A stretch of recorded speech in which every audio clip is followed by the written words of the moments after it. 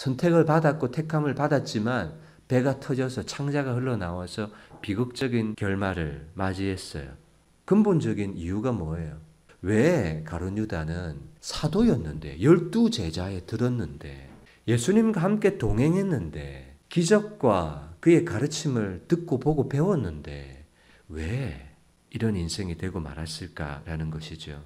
여러분 그 답은 오늘 본문에서 찾아보면 유다는 이 직무를 버리고 제 곳으로 갔나이다. 여러분 이 말을 좀 쉽게 설명하면 자기 길로 갔나이다. 자기가 원하는 길로 갔던 거예요. 12제자는 반드시 자기가 가야 할 길이 있어요. 자기가 있어야 할 곳이 있어요. 자기가 봐야 될 것이 있어요. 자기가 반드시 가야 할 길을 가지 않고 자기가 가고 싶은 길을 간 거예요.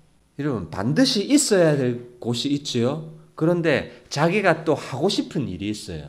근데 유다는 반드시 있어야 되고 마땅히 해야 될 일을 택한 것이 아니라 자기가 가고 싶은 길, 욕망의 길, 정욕의 길, 이익의 길 거기로 가버렸던 거예요. 그게 뭐예요? 유다는 이 직무를 버리고 제 곳으로 가버렸습니다. 라는 거예요.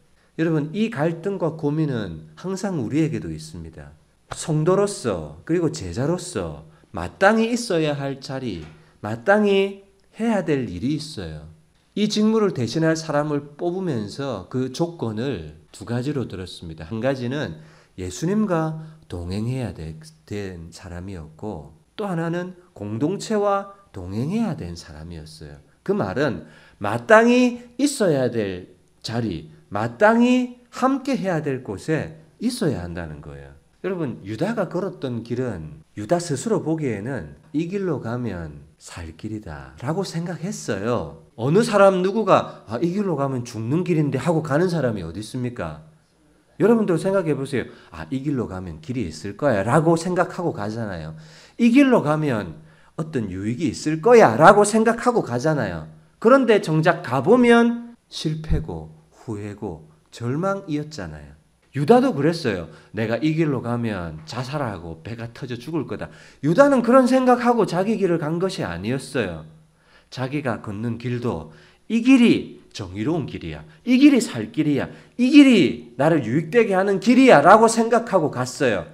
그런데 그 길이 살 길인 것 같았고 유익된 길인지 알았지만 정작 그 길은 고통과 절망의 길이었다는 사실을 모르고 걸었던 거예요.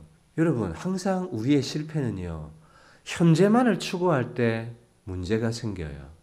오늘 현재 내 행복해야 돼. 오늘 현재 배불러야 돼. 오늘 재미있어야 돼. 그러면서 미래를 준비 안 해요. 자녀들이 그렇잖아요.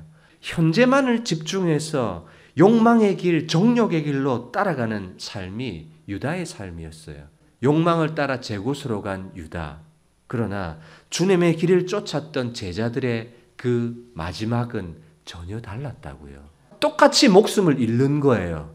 그러나 한 사람은 스스로 목숨을 끊어버린 것이고 한 사람은 하나님 나라와 복음을 위해서 생명을 하나님께 드린 순교의 제물이 된 거예요.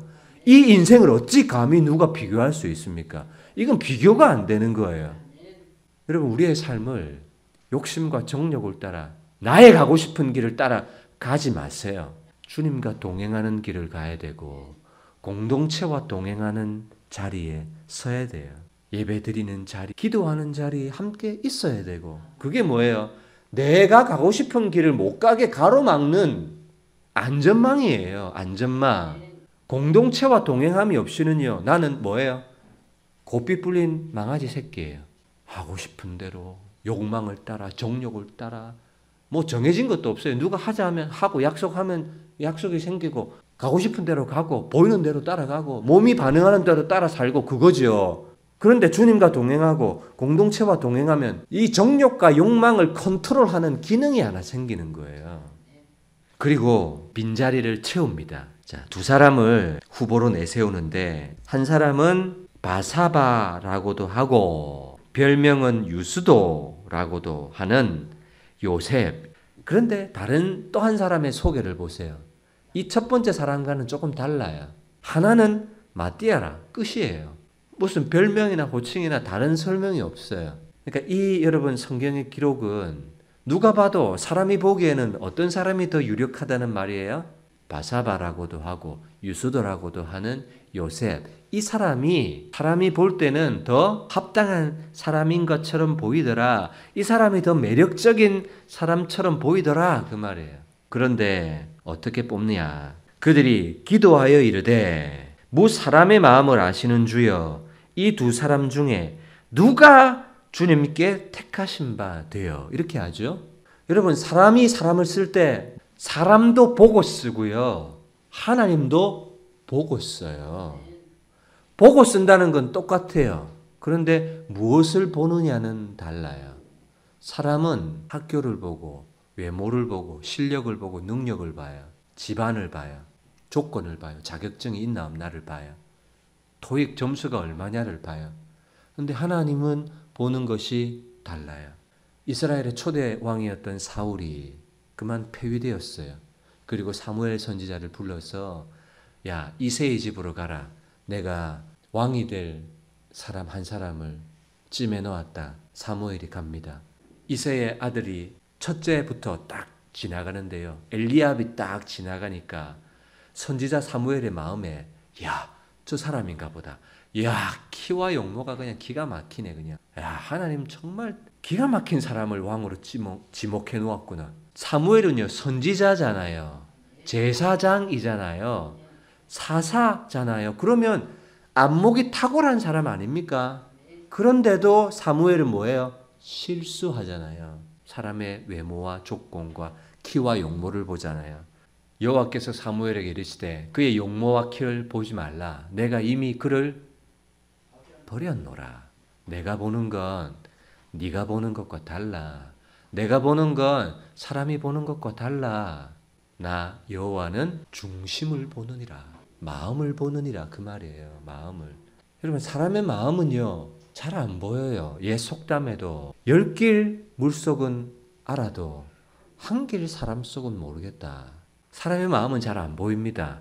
그러나 사람의 마음이 안 보인다고 해서 깜깜무소식이냐? 그거 아닙니다. 시간이 흐르다 보면 사람의 마음도 보일 때가 있어요. 그 사람은 자기의 마음을 드러내지 않고 꽁꽁 숨기고 있을지 몰라도 마음이라는 것은 드러날 수밖에 없어요. 살아가는 삶으로, 행동으로, 언어로 드러나게 돼 있다고요. 어떻게 기도하냐면 하나님, 우리는 이 두 사람 다 맞는 것 같은데 근데 하나님은 무사람의 마음을 다 꿰뚫어 보시지 않습니까? 이 둘 중에서 누가 더 합당한 마음을 가지고 있습니까? 이 말이에요. 사도를 선택하는 데 있어서 중심을 보고 택해 달라는 거예요. 하나님 앞에 기도하면서. 두 사람 다 자격 조건에 후보에 들었던 사람이에요. 그러나 이 두 사람의 마음의 무게질을 하나님이 해달라는 거예요. 누가 더 하나님을 사랑하는 사람입니까? 누가 더 하나님 마음에 합한 사람입니까? 하나님 이 마음을 무사람의 마음을 달아보고 아는 분은 주님밖에 없으니까 이 마음을 달아보셔서 한 사람을 선택해 주십시오 라고 하는 거예요. 유수도라는 사람과 마띠아 이 두 사람의 차이는 뭡니까? 실력의 차이도 아니고 가문의 차이도 아니고 마음의 차이였던 거예요. 마음의 차이. 어떤 마음을 가지고 있느냐. 마음이 어떻느냐에 따라서 인생이 달라지는 거예요. 어떤 마음의 태도, 어떤 마음의 중심을 가지고 있느냐에 따라서 마지막은 달라요. 아니 마지막뿐만 아니라 인생의 부요함도 공급도 달라요.